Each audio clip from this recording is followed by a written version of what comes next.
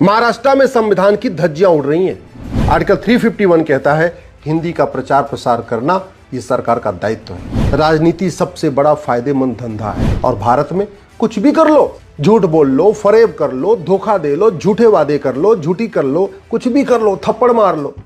हमारे संविधान की धज्जियां उड़ाई जा रही हैं और संविधान की शपथ लेने वाले माननीय सांसद, विधायक, मंत्री और जज मौन है।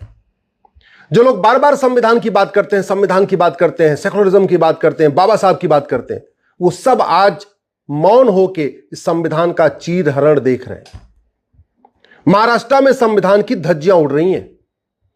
संविधान का आर्टिकल 343 कहता है हिंदी भारत की राजभाषा है, ऑफिशियल लैंग्वेज है और हिंदी का प्रचार और प्रसार करना भारत के सभी लोगों का नैतिक कर्तव्य है।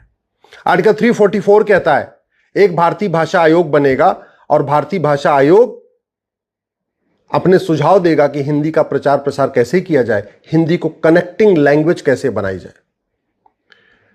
आर्टिकल 344 आगे यह कहता है एक भारतीय भाषा समिति बनेगी 30 लोगों की, उसमें 20 लोकसभा के सांसद होंगे, 10 राज्यसभा के सांसद होंगे और वो समिति भी अपने सजेशन देगी कि हिंदी को भारत की कनेक्टिंग लैंग्वेज कैसे बनाई जाए।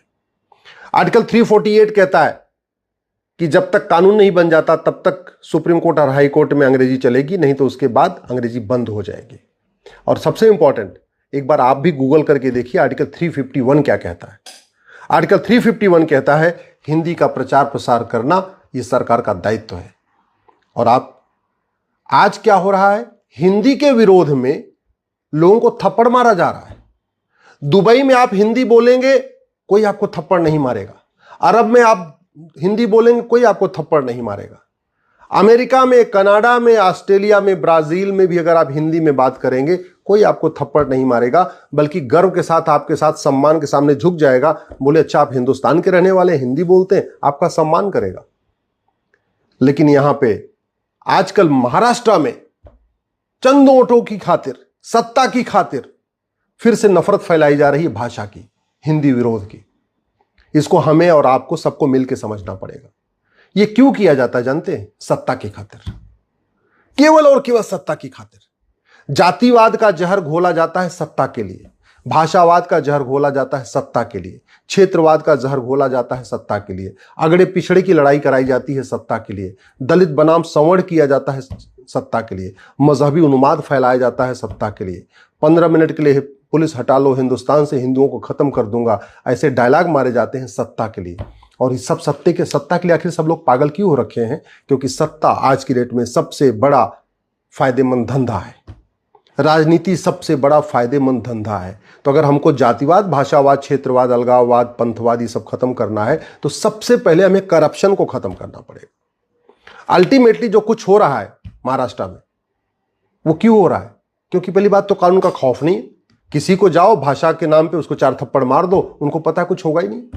पुलिस सत्ता के गुलाम है तो पुलिस अपने आप एफआईआर करेगी नहीं, वो भी देखेगी अच्छा ऊपर से हमें आदेश आएगा तब हम एफआईआर करेंगे, नहीं तो हम करेंगे नहीं। और पुलिस सत्ता के गुलाम क्यों है? 1861 का पुलिस एक्ट चल रहा है। उनके मन में खौफ क्यों नहीं है? खौफ इसलिए नहीं है कि अगर हम एफआईआर हो भी जाएगा ज्यादा कुछ फर्क नहीं पड़ेगा, हमारे खिलाफ कोई गवाही देने आएगा नहीं। नार्को पॉलीग्राफ ब्रेन मैपिंग कानून तो है नहीं। ये जिन्होंने हिंदी बोलने पर 2-4 लोगों को मारा है ना, अगर इनका narco polygraph brain mapping test करके पूछते कि तुम्हें किसने भेजा है, ये सारे अपने आकाओं का नाम उगल देते। और अगर इनको 10-20 साल सजा का खौफ होता तो दोबारा आकाओं के कहने पे भी किसी को थप्पड़ नहीं मारते।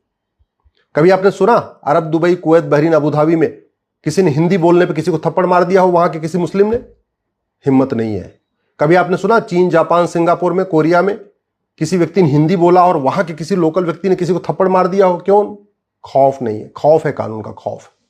और भारत में कुछ भी कर लो, झूठ बोल लो, फरेब कर लो, धोखा दे लो, झूठे वादे कर लो, झूठी कर लो, कुछ भी कर लो, थप्पड़ मार लो, कुछ होगा ही नहीं। और भाषा के नाम पे कितने राज्यों में पहले भी आगजनी हो चुकी है और फिर से वही आगजनी की जा रही है।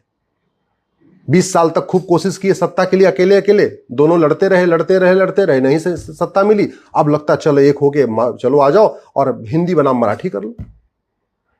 हिंदी ने कभी मराठी को दबाने की कोशिश तो नहीं किया। हिंदी बोलने से मराठी कमजोर तो नहीं हो जाएगी। फिर हिंदी बोलने का विरोध क्यों किया जा रहा है? हिंदी का विरोध नहीं किया जा रहा है।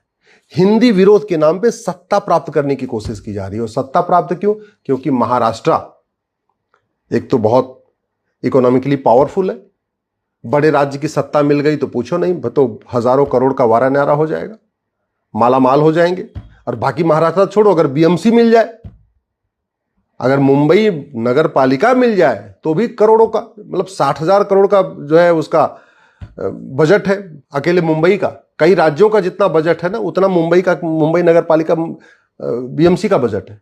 तो अगर बीएमसी पे कब्जा हो जाए, 60,000 करोड़ का बजट, 60,000 करोड़ का बजट का मतलब 20% कमीशन का मतलब 12,000 करोड़ रुपए मिल गया। ऐसे ही सीधे सीधे 20%, 60,000 करोड़ का टोटल बजट है और अगर 20% कमीशन मिल जाए तो सीधे सीधे 12,000 करोड़ मिल गया। अब 12,000 करोड़ प्राप्त करने के लिए कुछ न कुछ करना ही पड़ेगा, लड़ाना पड़ेगा, मारना पड़ेगा, मारपीट करना पड़ेगा, दंगा कराना पड़ेगा, आगजनी करानी पड़ेगी। शायद ये बात हमें आपको समझ में नहीं आती। हम नेताओं की बतौलेबाजी में फंसे रहते हैं, हम इन नेताओं की दुकान में फंसे रहते हैं, हम इनके जो है फालतू के जुमलों में फंसे रहते हैं, हम इनके तूतू मैमे में फंसे रहते हैं, हम इनके आरोप प्रत्यारोप में फंसे रहते हैं। अपना दिमाग लगाते नहीं कि कर क्या रही है। आपने कभी सुना कि कभी किसी ने थाने का भ्रष्टाचार खत्म होना चाहिए यह मुद्दा कभी उठाया हो? अब बोला अगर थाने पे अगर भ्रष्टाचार चलेगा तो हम 2-4 थाना फूंक देंगे? नहीं। तहसील भ्रष्टाचार का अड्डा बना हुआ, किसी नेता ने, किसी पॉलिटिकल पार्टी ने मुद्दा उठाया कि अगर तहसील में भ्रष्टाचार होगा हम तहसील को आग लगा देंगे? नहीं। डिस्ट्रिक्ट कोर्ट में न्याय बिक रहा है, जुडिशियल रिफॉर्म किसी के लिए मुद्दा है क्या? नहीं। आम जनता घूसखोरी, कमीशनखोरी, दलाली से परेशान है, किसी पार्टी के लिए मुद्दा नहीं है। आम जनता मिलावटखोरी, कालाबाजारी से परेशान है, किसी पार्टी के लिए मुद्दा नहीं है। हमारी यंग जनरेशन नशे में बर्बाद हो रही है, लेकिन ड्रग किसी पार्टी के लिए मुद्दा नहीं है। मुद्दा क्या है? हिंदी बोलना मुद्दा है। 1,000 बेटियां लफ्ज़ का शिकार हो रही हैं, लेकिन उनके लिए मुद्दा नहीं है। प्रतिदिन 1,500 हिंदू परिवारों का धर्मांतरण हो रहा है, 10,000 हिंदू का पर डे कम हो रहे हैं, यह मुद्दा नहीं है। 6 करोड़ घुसपैठी आके बैठे हुए हैं, यह मुद्दा नहीं है। 90,000 बच्चे रोज पैदा हो रहे हैं, जनसंख्या विस्फोट हो रहा है, यह मुद्दा नहीं है। न घूसखोरी मुद्दा है, न कमीशनखोरी मुद्दा है, न जमाखोरी मुद्दा है, न मिलावटखोरी मुद्दा है, न कालाबाजारी मुद्दा है, न मुनाफाखोरी मुद्दा है, न नशा तस्करी मुद्दा है, न मानव तस्करी मुद्दा है, न लब जिहाद मुद्दा है, न लैंड जिहाद मुद्दा है, न ड्रग जिहाद मुद्दा है, न धर्मांतरण मुद्दा है, न घुसपैठ मुद्दा है, न जनसंख्या विस्फोट मुद्दा है, न अलगाववाद मुद्दा है, न आतंकवाद मुद्दा है, न माओवाद मुद्दा है, न नक्सलवाद मुद्दा है। मुद्दा क्या है? हिंदी मत बोलो, मराठी बोलो। इससे ज्यादा संविधान का अपमान कोई कर नहीं सकता। लेकिन संविधान की शपथ लेने वाले सब मौन बैठे हुए, सब बैठे हुए हैं। सबको लगता है अच्छा बोल दूंगा क्या पता मेरी वोट कम हो जाए, बोल दूंगा क्या पता मेरी वोट कम हो जाए। इसलिए मैं कहता हूं जब तक भ्रष्टाचार खत्म नहीं होगा तब तक ओट जीवी, नोट जीवी, सत्ता जीवी, दल गुलाम इस तरीके का जहर घोलते रहेंगे। और भ्रष्टाचार खत्म मैं कहता हूं 1 साल के अंदर खत्म हो जाएगा। 100 रुपए से बड़ी नोट बंद हो जाए, 25% भ्रष्टाचार खत्म हो जाएगा। 5,000 रुपए से महंगे सामान का कैश लेन देन बंद हो जाए, 25% और भ्रष्टाचार, यानी 50% भ्रष्टाचार खत्म हो जाएगा। 50,000 रुपए से महंगी वस्तु या संपत्ति को आधार से लिंक कर दिया जाए, 75% करप्शन खत्म हो जाएगा। और नार्को पॉलीग्राफ ब्रेन मैपिंग कानून बना दिया जाए, भ्रष्टाचारियों की 100% प्रॉपर्टी जब्त करने, नागरिकता खत्म करने और फांसी देने के लिए कानून बना जाए। मैं गारंटी के साथ कहता हूं भारत में राम राज्य आ जाएगा। कोई मांगने से भी, मांगना तो छोड़िए, देने पे भी पैसा नहीं लेगा। और फिर ऐसे कूड़े कचड़े जो पार्षद और प्रधान बनने के लिए इस तरीके का जहर घोलते हैं ना, ये राजनीति से दूर हो जाएंगे, जाएंगे कहीं चपरासी बन जाएंगे, ठेला लगा लेंगे, कोई और काम कर लेंगे, पॉलिटिक्स में नहीं आएंगे। आप खुद भी सोचिए ना, आखिर क्या कारण है कि पार्षद का कोई वेतन तो है नहीं, प्रधान का कोई वेतन तो है नहीं, फिर पार्षद प्रधान बनते ही जो साइकिल पे चल रहा था वो फॉर्च्यूनर से कैसे घूमने लगता है? सांसद विधायक को कोई बहुत ज्यादा वेतन तो नहीं मिलता, फिर सांसद विधायक बनते ही जो कल तक छोटी सी कार से चल रहा था उसके पास गाड़ियों का काफिला कैसे हो जाता है? जिसके पास छोटा सा मकान था उसके पास फार्म हाउस आ कैसे जाता है? याद रखिए, जितने भी टेंडर होते हैं 20% कमीशन है उसमें। कोई ऐसा डिपार्टमेंट नहीं है जहां 20% से कम कमीशन होता है, चाहे वो हेल्थ डिपार्टमेंट हो, चाहे सड़क डिपार्टमेंट हो, चाहे आपका स्कूल डिपार्टमेंट हो, शिक्षा डिपार्टमेंट, कोई भी डिपार्टमेंट। जब तक आप इसको नहीं समझेंगे और सीधे सीधे आप इसके खिलाफ बोलना नहीं शुरू करेंगे, भ्रष्टाचारियों की प्रॉपर्टी जब्त करने, नागरिकता खत्म करने, उनको फांसी देने के लिए कानून बनाने के लिए आप मांग नहीं करेंगे तो ऐसे ही कोई भी लुच्चा लफंगा आएगा, भाषा के नाम पे पीटेगा, जाति के नाम पे पीटेगा, क्षेत्र के नाम पे पीटेगा। और अगर आप इन्हीं में उलझे रहे तो कोई पुलिस रिफॉर्म की बात नहीं होगी, जुडिशियल रिफॉर्म की बात नहीं होगी, एडमिनिस्ट्रेटिव रिफॉर्म की बात नहीं होगी, बाकी जो जरूरी काम की बात नहीं होगी। कभी अगड़ा बनाम पिछड़ा, कभी दलित बनाम संवर्ण, कभी फलाने बनाम फलाने, कभी हिंदी बनाम मराठी, कभी हिंदी बनाम कन्नड़, ऐसे ही आपको उलझा के रखा जाएगा और आप इसमें उलझे रहेंगे, आप इसको सुनते रहेंगे तो कभी देश का भला नहीं होगा।